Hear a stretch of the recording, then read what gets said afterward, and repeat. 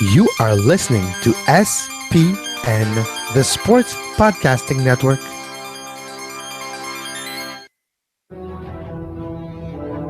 Terminó en Axel Schwarzenegger. ¡Oh! ¡Op, op, op, op, op, op, op, op! ¡Gol! Va a pegarle Ronaldinho Gaucho. Ya lo hace. Pierna derecha, directo al arco. ¡Golazo! ¡Golazo!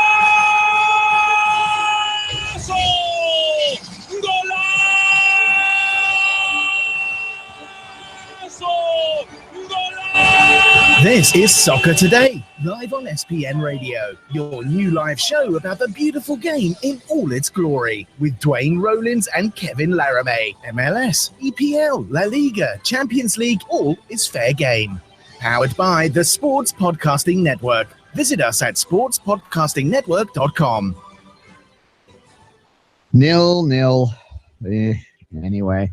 We'll talk about that one in a minute. Manchester Derby yesterday, one of the more frustrating ones. At least I didn't get headbutted in the bar, but that's another story altogether, which I don't know why I would have. I was with Blues. So, Kevin, how you doing? I am doing pretty good, Duane, and we wanted to talk about an article that we read earlier this weekend. I noticed it was Tristan Damour's article of the Link newspaper, and he covers the Montreal Impact for Soccer by Ibis, and I was like, oh, might as well get Tristan on the show. So, Tristan, how are you today? I'm doing fine. How are you guys? Good. Just the article sort of outlined a few issues that I wanted to touch on. Jake Edwards talked about both the cooperation, as he put it, of USL with this new Canadian Premier League, and also with FC Montreal and sort of what happened there. So let's start with that one, because you were close to that team and sort of have an understanding. One thing that really jumped out at me in the article was he said that it wasn't. We all knew that it wasn't really working out from a Montreal perspective. That they maybe thought it was too expensive, or what have you, or that they could use the resources in a different way. But I thought it was interesting that Edwards said that FC Montreal wasn't meeting the league's expectations. What do you think that he meant by that? Well, I think it all starts. If you look at the big picture, it all starts with the USL wanting to bump up to Division 2 status. And I feel like there you really get a picture of they were understanding of the situation. They knew it was a development team. We're seeing it with TFC2 and with WFC2. He had stuff like this in his league, but I guess it just didn't cut it in terms of operations, in terms of how the game was played, in terms of the fan turnout. I mean, it's not a secret that FC Montreal was dead last in attendance. So I'm guessing that, and as he said, they had some conversations and they decided to terminate the deal, which is a big word right from the get-go, and then started to talk about affiliations. And I guess Ottawa just came in as a very right replacement at the right time. It is interesting that in the article you note that this was framed by the first game that Ottawa had played at home against TFC2, and that there was only one Montreal player, one former Impact player to make the pitch, and that was a player that in fact had transferred over to Toronto. So how is this partnership going to work out long term? Right now, it doesn't seem like it's really that much of an affiliate. So one thing that was made very clear from the beginning, and I do want to give credit to Paul Dalglish for being transparent from the get-go, was when they announced that the Ottawa Fury was going to be the affiliate, he turned to Twitter and he said, ask me everything, ask me a bunch of questions, and I'll do my best to answer them. And one of the questions was, are you going to get word from the Impact? As we knew from FC Montreal didn't hide the fact that some of their players had set minute of times where they needed to be subbed off at the 60th, at the 70th, for whatever reason, for scouting purposes or for, just to get visibility or playing time. Paul Dalglish said from the get-go, I am going to choose my players and I'm going to choose how much minutes they need. No one else is going to do that. So there's the thing. There's the separation between an MLS2 side and an independent USL club that has an affiliation with a team. There are 3 players right now, or 3 or 4 players right now loaned down to the Fury. You got Jimmy Chamar-Sanon, you've got the keeper, the David Paulman, you've got Thomas Meyer-Giguère, and Aron Mkungiwa. Those players did not get significant minutes yet, but I guess the answer to that question would just be to Paul Dalglish. Honestly, it's about how he wants to play his team, and if he doesn't feel like any of those players can crack the 11 just yet, well, he's got the last say. And on the Montreal side, it wasn't meeting expectations as well, the FC Montreal. My FC Montreal had maybe bigger expectations in the fans, but the result of the team in the 2 years of existence of FC Montreal, if you look at the front offices when they attended games, the disappointment could be read in their faces because of the lack of results, the lack of win, the lack of identity, the lack of progress that the 2 years, not players, because we see players progress a lot, and we see right now in the USL the likes of Masta Kacher, Alessandro Rigi, and others performing at a high level. So it's players did progress, but the team didn't in the 2 years. How important was the lack of result, the lack of progress as a team, as an identity team to attract more fans, attract more coverage, attract everything? How important were those results or lack thereof in 2 years? Honestly, Kevin, this is one of the questions that in my 2 years of reporting and still continuing, just getting tidbits here and there, is the question I didn't have an answer yet. It's when we started this whole adventure in Montreal with Philippe Erlefroy and the Impact, Erlefroy made it really clear that there were 2 main purposes for this team. It was giving players from the Impact playing time and giving Impact Academy players a chance to play pro soccer and just being a development team.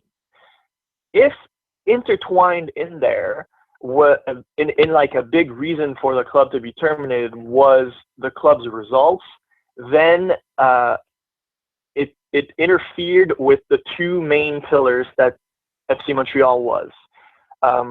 I'm guessing that seeing the club lose and lose and lose all over every single week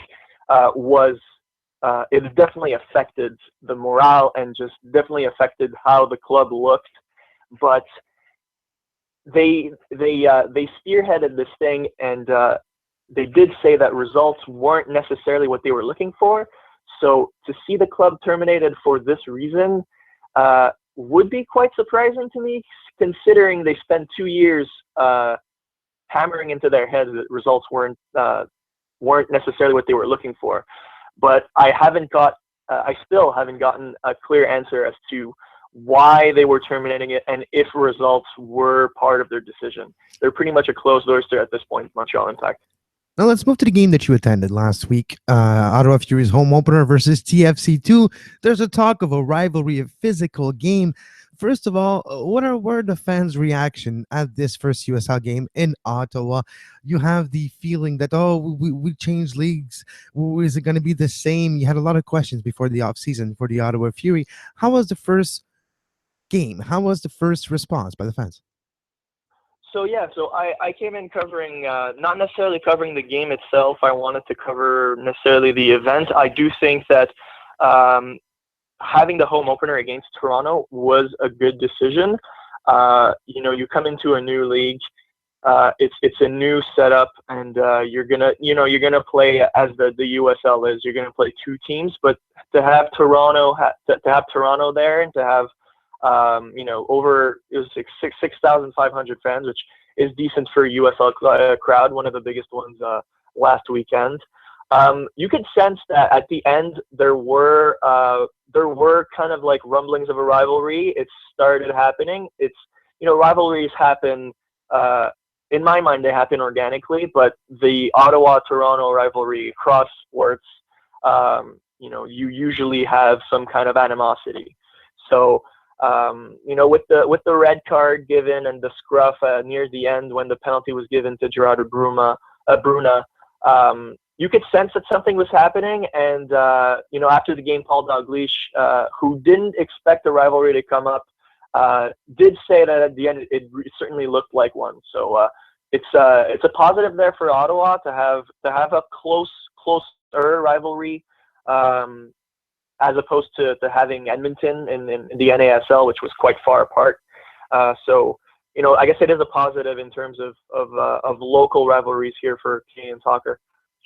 It's interesting to me that if Ottawa were to get past the Eddies in that Voyageurs Cup quarterfinal, that they could, within the course of 4 weeks, play both TFC2 and TFC, which would be kind of interesting. But let's turn back to Montreal for a second in the FC Montreal situation. There has been open talks about the possibility of creating maybe 2 tiers within USL. Jake Edwards mentioned that there might even be a D2 and a D3 situation set up next year. Do you think that there would be a way back into USL for a direct team, an FC Montreal return, if there was a 3rd tier that they could maybe place that team in? This is very interesting. When I noticed that a USL was going to start USL D3 in 2019, that was the first thing that came into my mind is what is it going to look like? And focusing on the actual website and their specifications for expansion teams, this looks a lot like a lot of the MLS 2 sides. So in terms of exposure and to just keep USL teams in USL, because a lot of them, are playing there and they're liking their stay here, but they do want to move up to MLS. We're looking in San Antonio, Sacramento, Cincinnati. A lot of those teams draw a lot of big crowds and want MLS. That's what they want. So to have a lot of the USL, the MLS 2 teams playing in USL, and potentially moving them down to USL D3, where the expectations maybe are a little bit, they have lesser expectations. The crowds are a little bit, they're expected to be less. I feel like it would make a little more sense, and to have also a stronger USL. Now, is that what they're looking for? I don't know, but I would probably be interested if I were Joey Saputo and I expected to have less, less spending to do, less, and I guess it would all depend on like how far apart teams are and whatever. But I would be interested to see a Montreal Impact team in some sort in USL D3. All right, let's move our attention. I know 15 minutes is what you could give us today. We do thank you for your time on late notice. So we'll maybe end with a question on the Canadian Premier League. Jake Edwards did mention that they were working with the Canadian Association, that they were supportive of that. Maybe just expand a bit on that. Do you have any idea? Can you speculate a little bit on what he meant by they were trying to support that initiative? So from talking to Jake Edwards, he looked very, very supportive. He coming from a background that was living in England, where you had a lot of different leagues, to be coming to a country that doesn't have a league, which must be a little weird of a feeling, and you could sense that in a way. He was very supportive of having a league, whether it is or it isn't in partnership with the USL. He did say that there needs to be a league here, and he even said that all signs seem to be heading in that direction, which we don't always think that when we see Canadian Premier League news.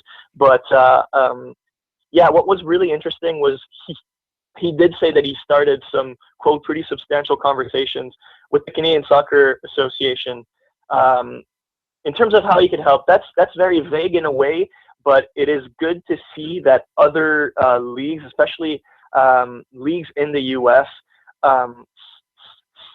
see support and would like to help into giving Canada its own league.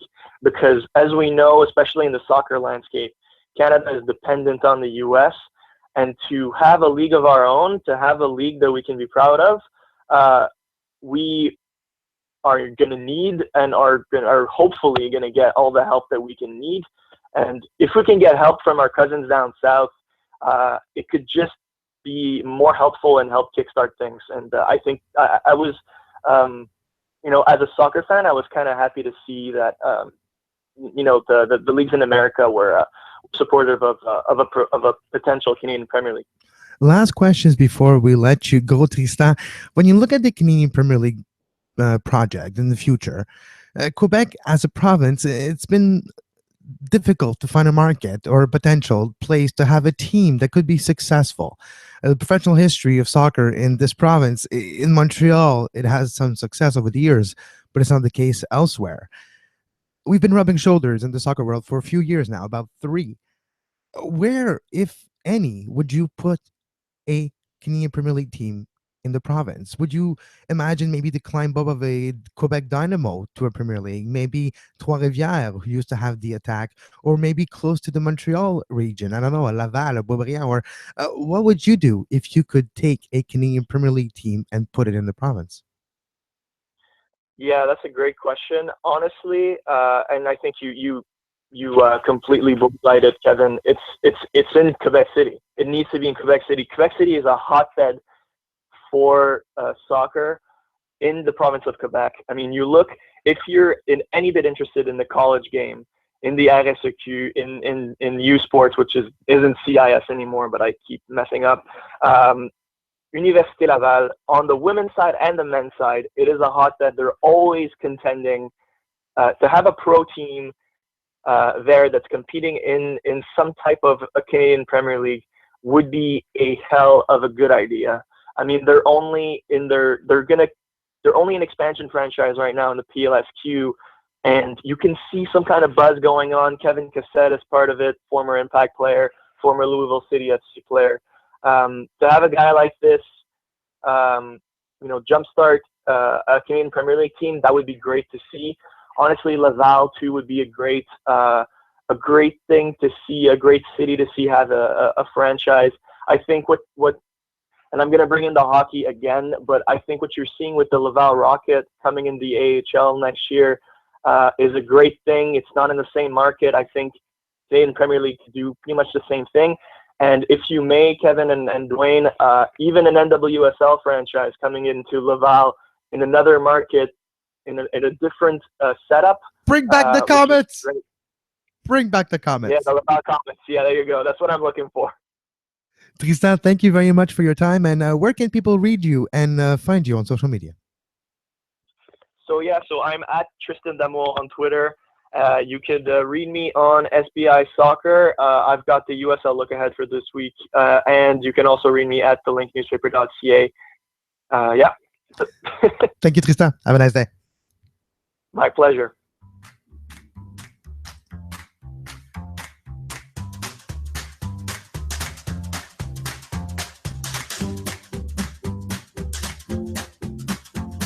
You are listening to Soccer Today, live on SPN Radio.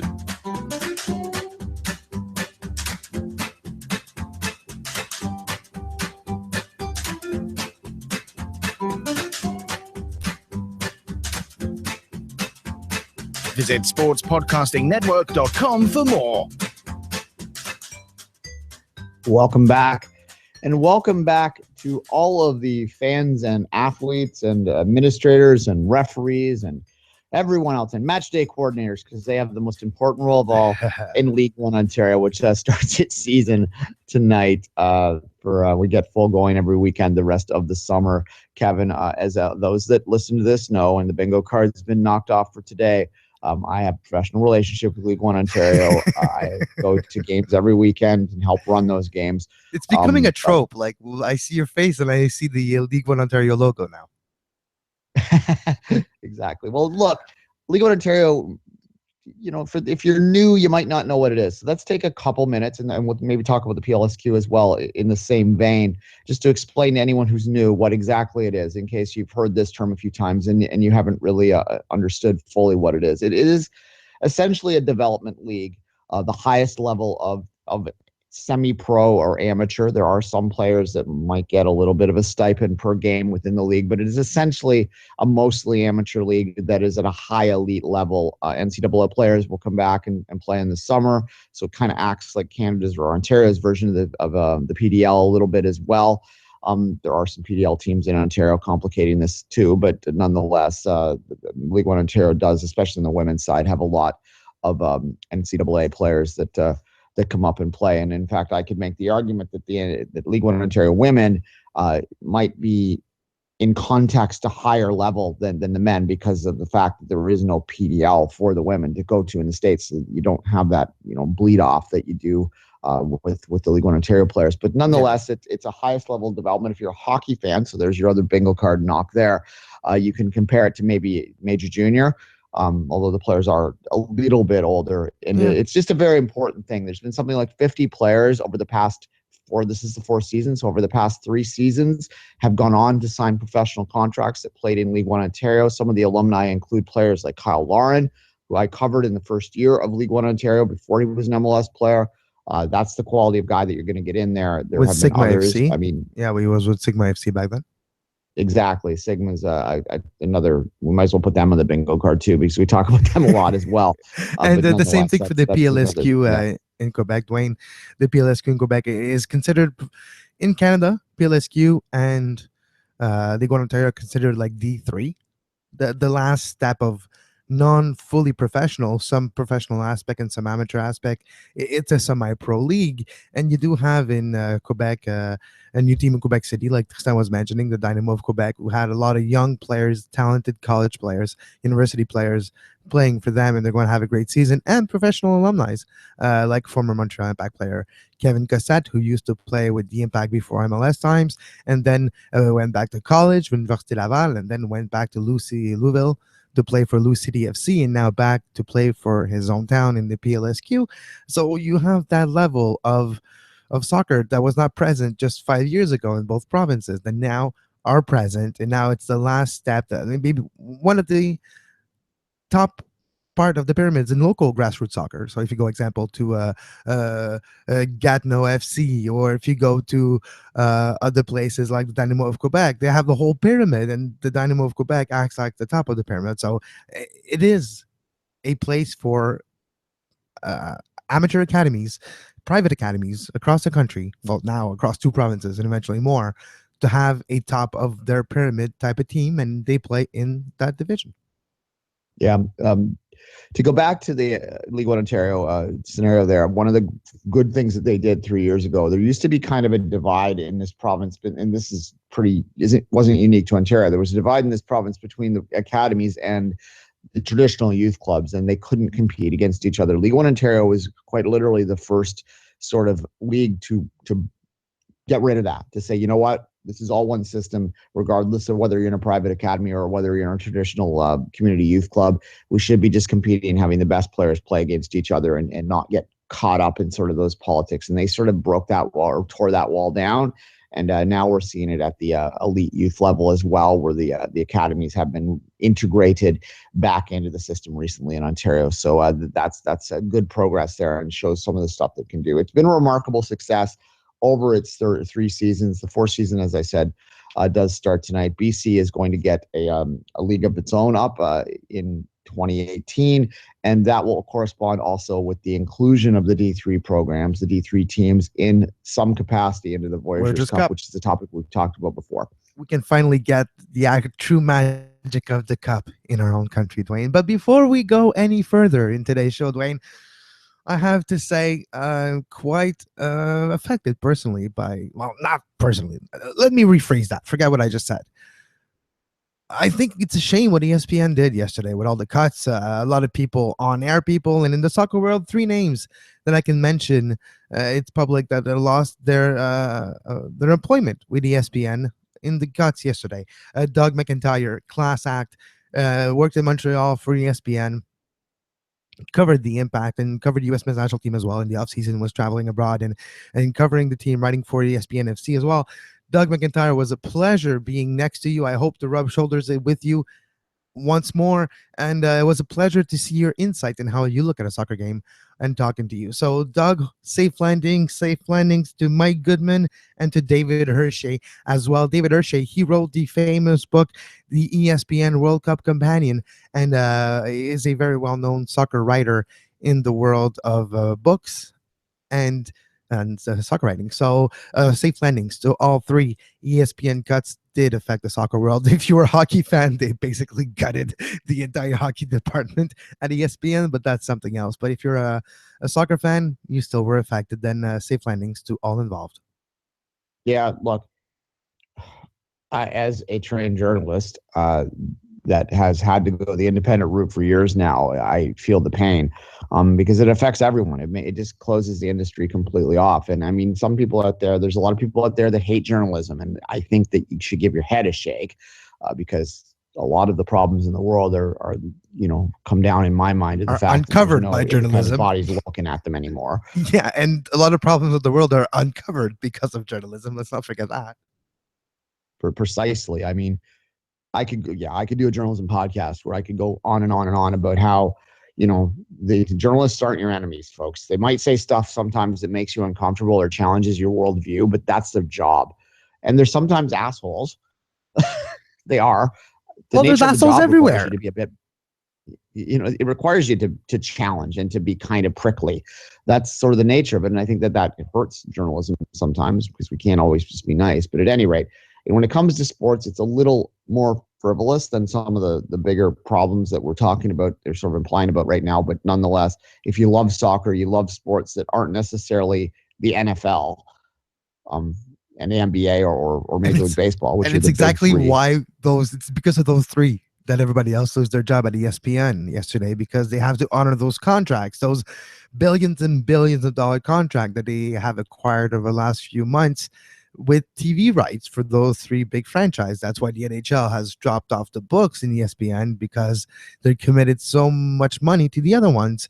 And that's why, even though soccer is a big ratings boost, especially in the Mexican national team side for ESPN, it did have some effect to it. The big reason as well is you want to get rid of the big contracts, big salary, and big unidimensional contributors, where they could not necessarily multiply their work rate and add different hats to their own job description, where now they will be asked to do videos. Same people will be asked to write articles, do videos, social media, and on top of it, maybe be an honor contributor in different shape and forms.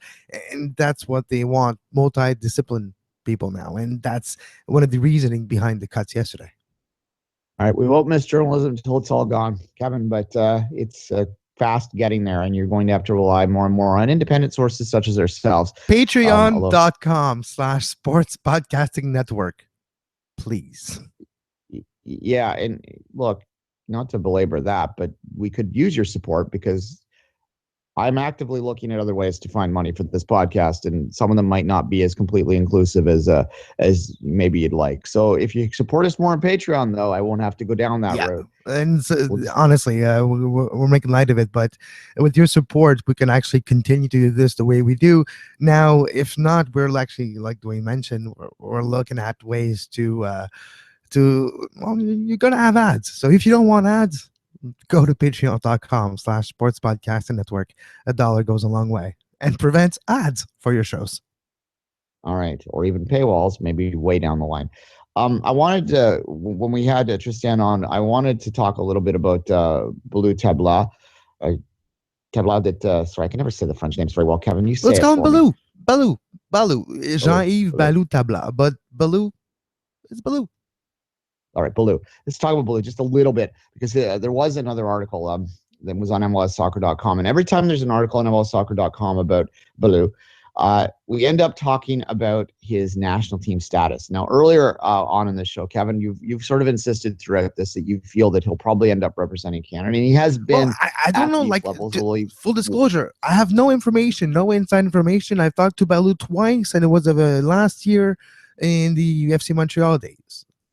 And earlier this season in a scrum, but barely. I talked to him more last year, and we never even approached that subject. It wasn't in the discussion, and it wasn't like topical like it is right now. Balou Tabla has ties with both countries. He did represent Canada at the youth level, so there's that. That's all I know. And didn't represent Ivory Coast in the youth country, in the youth development system. So that's all I know. That's all I can say for now. And if the direction stays the same, I see him going with Canada just because I've seen him play with the Maple Leaf shirt at the youth level. So that's all I'm basing my opinion on. He did mention that it's going to be a discussion he needs to have with his members of his family on both sides. But if it's just me with my the famous eye test, I've seen him play for Canada, and I imagine that's the most plausible scenario going to happen. I understand where you're coming from there. Having been around for a while and having seen the Teal Bunbury in particular situation play out, although that's a bit different in the sense that Teal Bunbury actually grew up in the United States. So even at the time, I was angry at Teal for lying to us, lying directly to It's Called Football to our face less than 2 days before he declared for the United States. But at any rate, that's water under the bridge for a long time ago now. I did actually understand the decision. Whereas this kid has mostly spent most of his development years in terms of football in Canada, so it does make a lot of sense that he be connected to the program a little bit more. Although, as we talked about on Wednesday, sort of the lack of sort of reach out to Quebec soccer players sometimes might be biting Canadian soccer in the ass down the line if he does go to the Ivory Coast. What did kind of make me fearful in this article that's on MLSsoccer.com for the Canadian national team future in this kid was the fact that he has such a tight connection with Drogba. Drogba making the phone call, it's said in the article, to him, the first person to call him after he scored his first MLS goal to congratulate him. That's an awfully strong influence if you're an Ivory Coast player with the dreams, right, Kevin? True. But in the near future, which team has a better shot of playing internationally, Canada or Ivory Coast? Balou as a player, or that team in the international scene? Drogba's days with the Ivory Coast national team programs are long gone, and the program has seen its better days. So if you're Balou, what's best for you? What's best for your career? If you choose Canada, which that decision is going to come maybe earlier than he anticipates, as he might be asked to come play for Canada in the Gold Cup this summer. Maybe asked to join Patrice Bernier, his captain, to play for Canada this summer. That could be the enticement, and that could be Patrice Bernier's last contribution to the national team, convincing Balou. I think that if Balou does indicate that he is willing to play for Canada, there is little doubt that he will be on the Gold Cup roster, because the Gold Cup offers one of Canada's rare opportunities to cap tie people. So you would see him out there. And yeah. Well, he's playing to that Kevin level Elman, right now. I remember being with a group of Voyageurs, and Kevin Elman really hasn't played much since. But there was a lot of question at that point whether he would go to Costa Rica or whether he would come to Canada. And I remember this big roar going up in an otherwise dire Voyageurs viewing party when he was late substitution in one game, because it meant we cap tied him. At any rate, maybe we'll have a similar situation this summer. And right, result-wise, Duane, Balou is playing to that level, though. He is deserving of a spot in the national team with his player right now. And hopefully he'll get more playing time. But yeah. All right, let's take a break. Come back. We'll talk about the Manchester Derby.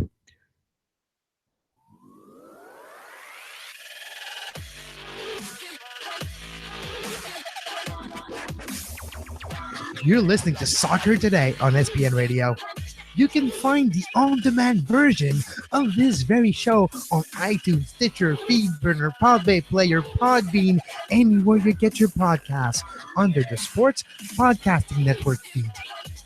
Subscribe to our YouTube page to make sure you never miss a live show talking about soccer today, the MLS postgame show, open lines after dark, 5 rings daily during the Olympics.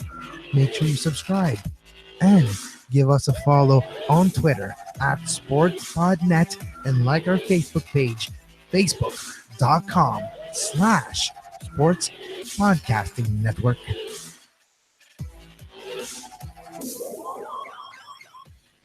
Welcome back.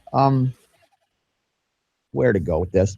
0-0. Aguero had a lot of chances in the first half. The Fellaini, what the F? Yeah, I think I'll start with this. Look, the consensus after the game, and I find this interesting as a longtime Manchester City observer. This actually might have been the one thing that cheered me up yesterday, was how many United fans were declaring such a great victory over their 0-0 draw with City. The noisy neighbors aren't noisy neighbors anymore. They're the equal of United in every way in terms of that rivalry at this point. And I think that was a takeaway that I still sometimes have trouble getting used to, especially younger or newer United fans can't even conceptualize the idea that they shouldn't be cheering for a 0-0 draw with City, or that some of their older fans would probably be appalled at the idea that they'd be cheering as a 0-0 draw with City, or bunkering in the way that they did.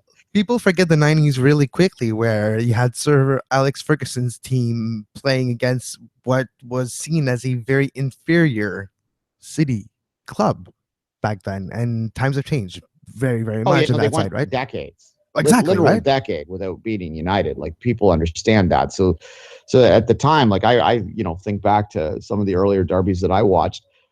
Um, when I first was able to consistently see them, which would have been in the early 2000s, that getting any result whatsoever was considered a victory for City. Whereas now, obviously, you want to win.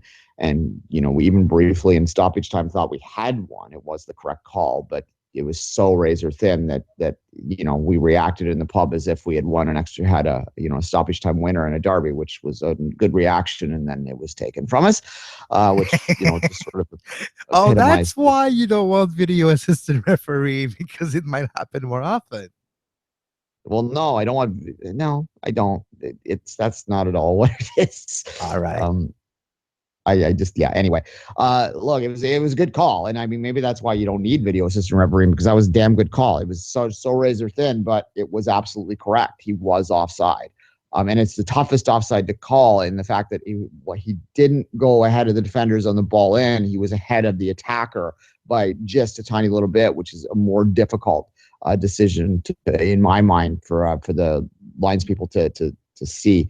At any rate, look. This is a question that I have, and you're a neutral in this, so I'll ask you. United is the chaser in this, but yet they're claiming that it was a victory because City didn't pull further away. City's run-in is fairly simple. They still have to go out and get the results, and the Leicester game is going to be tricky because Leicester's handled them this past year and a bit now, just because of the stylistically differences and how City struggles with that kind of team. But by and large, if City wins out, they're going to claim that fourth or third spot, depending on what Liverpool does. But a lot of people think, because again, they got the point at the home game, that means that this is victory for United. I think it's a loss for both teams. I think both teams had a chance to make 3 points here and claim third place. Both team would have, like, United would have equaled Liverpool on points with that win, and equal on games. Man City would have taken over for Liverpool. So there's a gap until Tottenham, but I think it's a loss for both teams. And now they're even giving Arsenal a dark horse chance of, if Arsenal wins out and City or United trips, Arsenal can still come back into the race. And I think that's why it's a defeat for both, because they missed a big opportunity.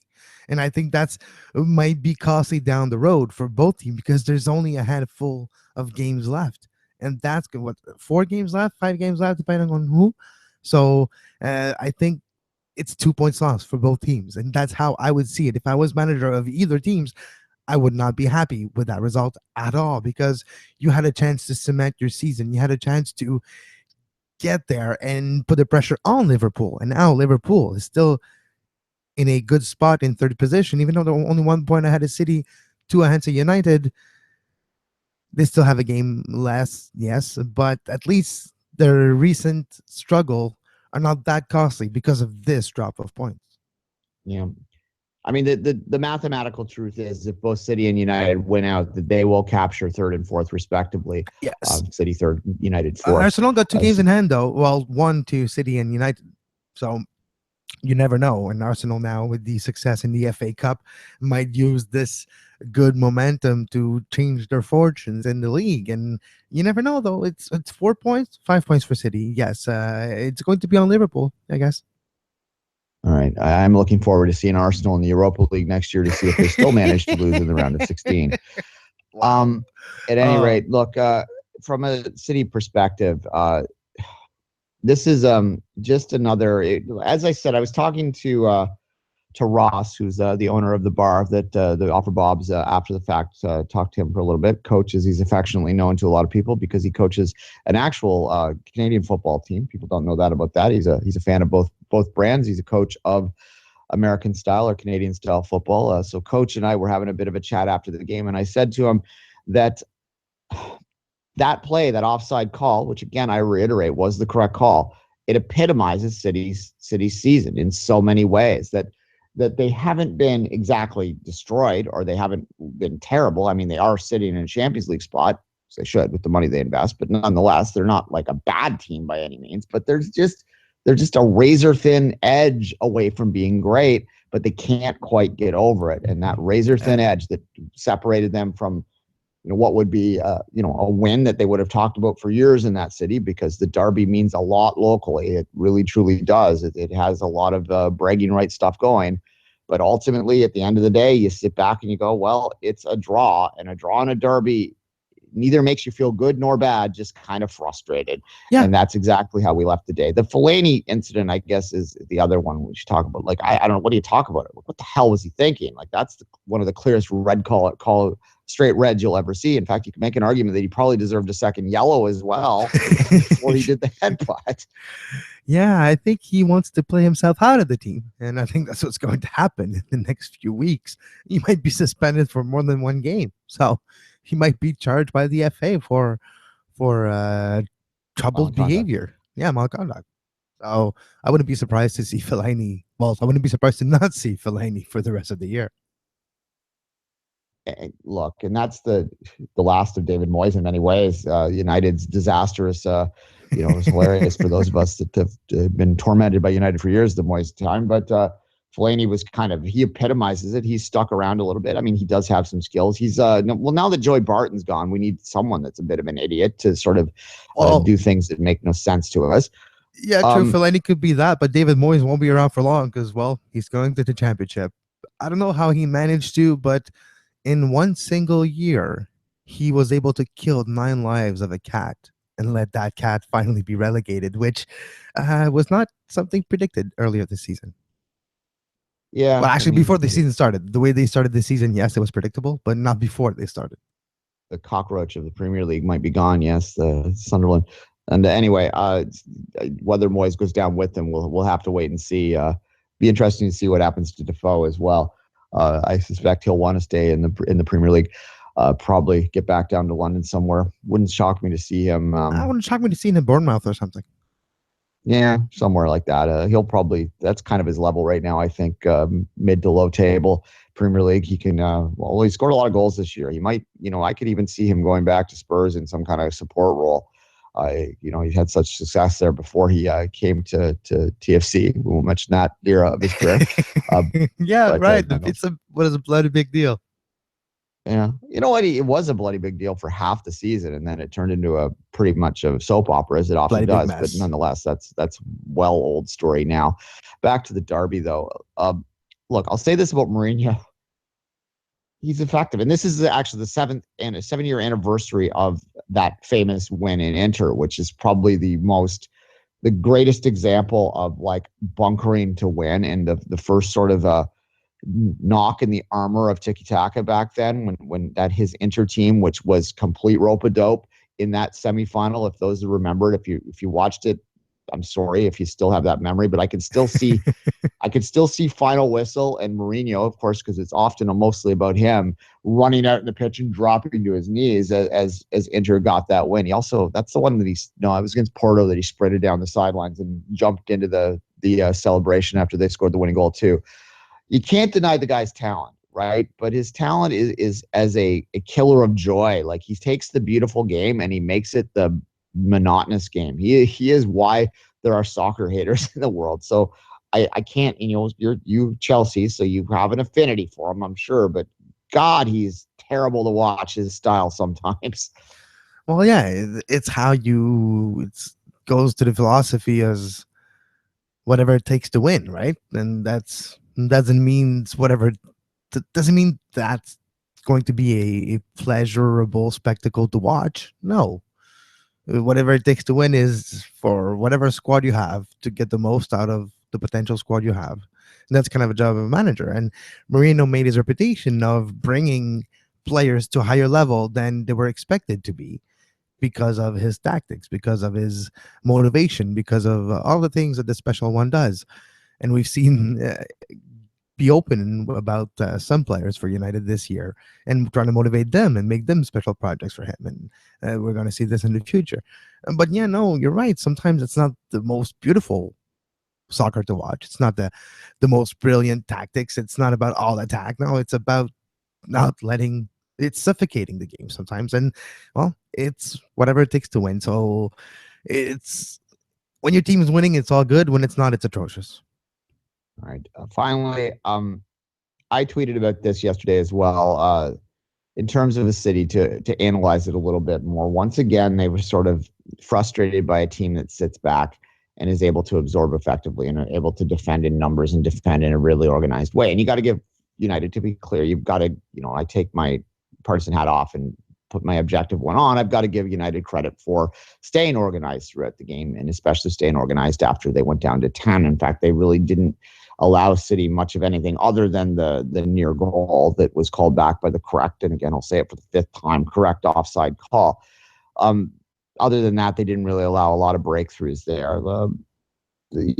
City's greatest loss in the past couple of years is sort of that speed and sort of dynamic movement that they used to have down the wings, and especially in the fullback positions. Their fullbacks got old.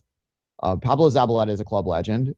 He will always remain a very special player to any City fan's heart. Yeah, if he does stick around next year, and I don't think he will, but if he does, it would be his 10th full season at the club.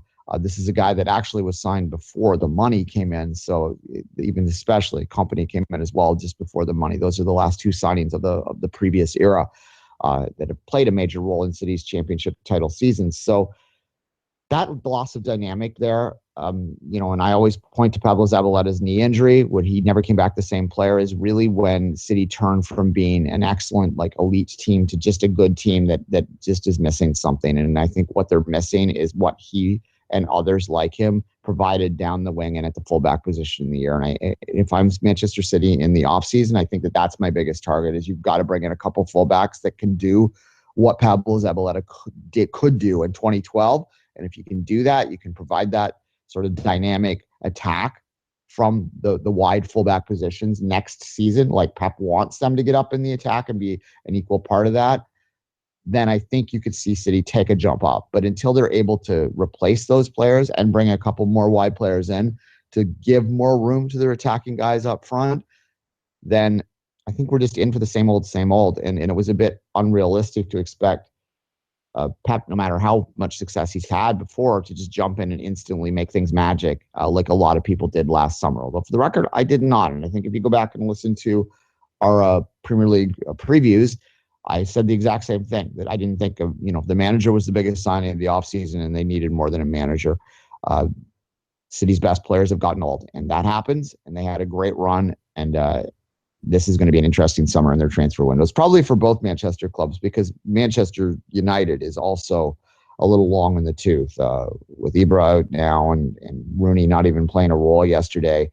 A lot of questions to be answered in the offseason there too, Kevin. Oh, yeah, exactly. All right, Duane, let's take a quick break and come back with our games of the week.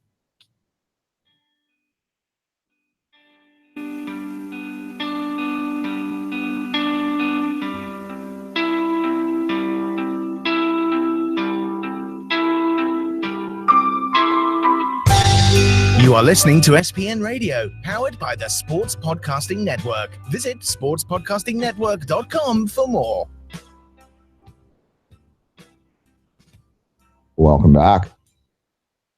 Kevin, it's funny. I'm a little exhausted by all the football in my life right now, to be honest with you. So tonight I woke up this morning, I went, I wonder what the Friday night game is this week. Wow. I really just would enjoy just sitting at home. And then I went, no, I got to go. Yeah, it's TFC versus Houston at home. Javinko versus Kubo Torres. And it should be an interesting matchup. Houston, not a bad team at all. We'll see how they travel to Toronto. They're terrible on the road, though. Exactly. I was going to say it's how they travel. So we'll see how Kubo Torres does at BMO Field. Yeah, and they have some injury problems at the back. I actually think, not to be overly brazen about TFC's chances, the way that they played against Chicago last week, the angry Javinko factor, and the fact that Houston's pretty slow at the back is going to make for the possibility of some goals tonight, because Houston can score too. You've got Drew Moore out still with that heart issue. Although I should actually note, and that I should have led with this, but Drew Moore actually tweeted out all in emojis yesterday, which was a heart emoji and then the OK sign 3 in a row. So I'm reading that as his heart test came back okay. We'll assume, but he's not going to be ready quite yet. They're going to need to get him back into training, back into the Impact X, or back into the sort of the regular training regime before you get them back out there. So I don't think you'll see him quite yet. It's funny how language has come all the way from hieroglyphs to emojis. We've made their way back around. Like we've circled back to where we started. Full circle. I've had a full text message conversation using nothing but emojis, and I'm not a teenage girl. So there you go. That's You're not? Oh, wow. Some people might argue that I am sometimes, or teenage boy, I should say. I don't mean to dismiss teenage girls or say that there's much different. Just teenagers is enough there. All right. Yeah, that game tonight doesn't. I think Houston hasn't played very well on the road.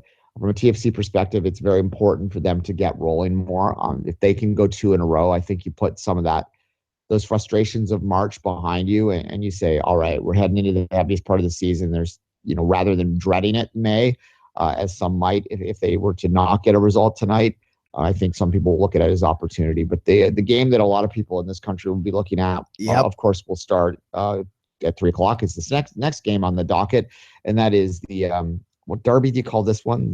I don't know. Canadian USL derby. I remember 6-1 derby. I don't know. Je me souviens. Yeah, I wonder derby. if they're still going to bring that sign out. I don't know. Montreal, Vancouver, Canadian derby tomorrow, 3 p.m. That's Saputo. Kind of like a confirmation game. Montreal could string a few wins together with last week's late heroics by Action Jackson himself. Will Montreal continue on that run? Can Vancouver turn their fortunes around after a Cascadia loss against Portland last week? And interesting, though, all the games this week are like confirmation game or big matchup, either terrible teams against each other or potential team against each other or great teams against each other, right? So I can't wait to see the Dallas-Portland matchup Saturday at 8 p.m. Who will dominate the Western Conference? The top 2 teams in the West are facing each other in the Eastern Conference, Duane, as well. Orlando, Colorado. If you're a Rapids fan, brace yourself. It could be a disastrous game for the Rapids. But to go back on Montreal and Vancouver for a second, I do feel that we might see Baloo get his first start while Nacho Piatti is in the lineup. They can maybe find a way to, because Montreal practiced this week with both, with Baloo starting with Piatti in the lineup and Baloo coming in as a sub. So which one we'll see? Baloo had success in both roles. Does Montreal need Baloo now on the field? If you're good enough, you're old enough, and he has been responsible defensively in the last few minutes he had with the club. So will Montreal be able to find a way to insert Piatti and Baloo in the starting 11 against Vancouver? And that's the question.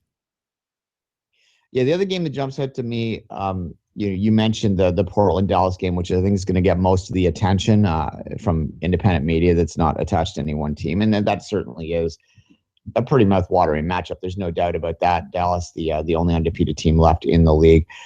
The other game, though, that really does jump out at me as having a lot of potential is that NYCFC Columbus game. I'm not sure what to entirely make out of either of those teams quite yet, but I do think both those teams are clearly playoff teams and perhaps even contending teams for the top of the conference. So that's another interesting matchup. You mentioned Orlando, Colorado.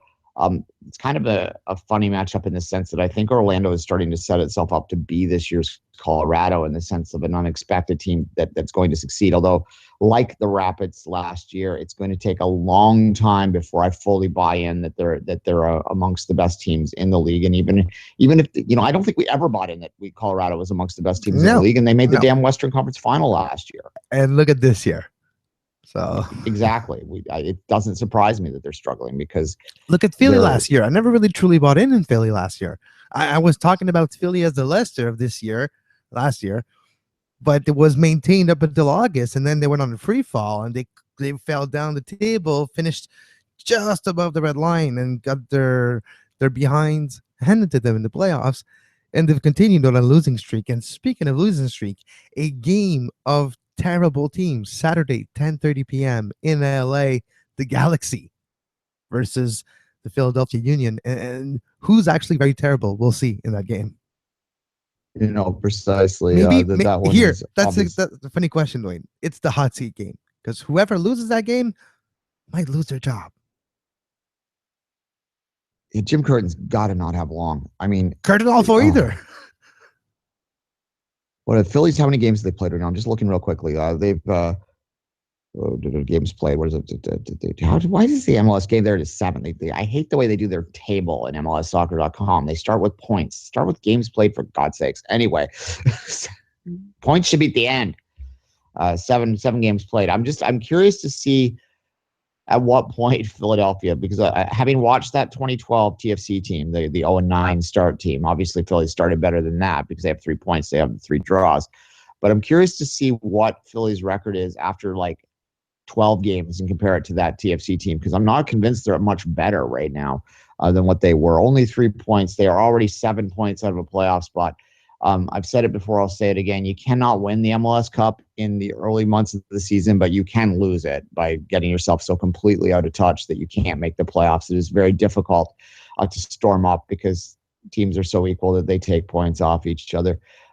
Shouldn't talk too much, though. TFC, the defending Eastern Conference playoff champions, of course, are technically below the red line right now. However, win tonight and they're back up to second at the very least. Yeah. So same for Montreal, right? If Montreal gets a victory tomorrow, they go from 7 points to 10, and 10 is mid-table in the Eastern Conference, and mid-table means a playoff spot. So things can change really quickly. And one of my darling teams this season, and one of many people, Atlanta United, are facing their namesake rivals on Sunday. It's the Battle of the Uniteds, Atlanta, DC. In Atlanta, I just love to watch Atlanta play. They have a very eye-pleasing way to play soccer, a very effective way to play soccer, and that South American flair that Almiron and company brings to that team. And Tata Martino, it's quite enjoyable to watch, and it has been successful this year. And Atlanta, DC, I think Atlanta's the favorite here. Perhaps. Yeah, I think Atlanta has a lot of top end skill. There's no doubt about that. I think that their problems are going to come in the middle of the year. I've said that before. I'll repeat it now, but certainly another interesting matchup there. Galaxy, to go back to that one. I mean, lots being made of the Galaxy struggles right now with only the 6 points, but let's be honest here for a second. They're only 3 points out of a playoff spot.